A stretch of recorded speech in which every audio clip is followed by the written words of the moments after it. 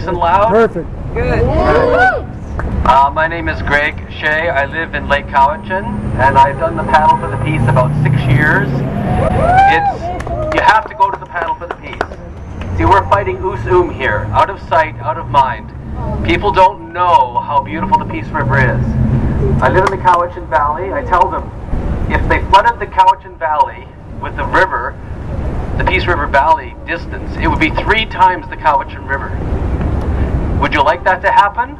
No, they don't want that to happen. Now, a couple of years ago, Vancouver Sun published an article, and it said that the amount of land lost, farmland, A1, A2 agricultural land, would be equal to 34,000 hockey rinks of land.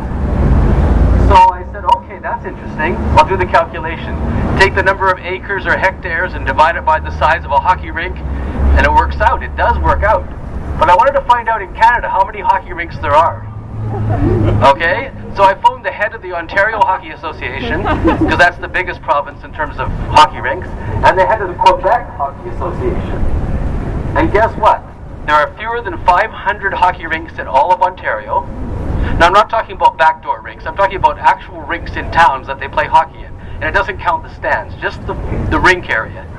And I phoned the head of the Quebec Hockey Association. And they found out there are fewer than 400 hockey rinks in Quebec. So it didn't take very long to figure out that in all of Canada, coast to coast to coast, fewer than 3,000 hockey rinks. Now I want you to picture that. We're on the verge of the new hockey season for the Vancouver Canucks. It's just about to start. And a couple of years ago, I stood down in the streets of Victoria with my sign saying 34,000 hockey rinks. And everybody's looking at me like I'm an idiot. And they thought it was during the hockey strike. They thought, oh yeah, I support the hockey, so they won't be beeping at me. They had no clue what I was standing there for. But if I stood there with a sign saying stop site C, they'd say, oh yeah, there's another angry environmentalist. We can't listen to him. But I wanted to plant that message in their mind. 34,000 hockey rinks. Think about that. Take all the hockey rinks in Canada and put them together and multiply that by 10, and that's the farmland we're going to lose, people. If you had a backyard the size of a hockey rink, could you grow a lot of food? Absolutely, you could grow a lot of food.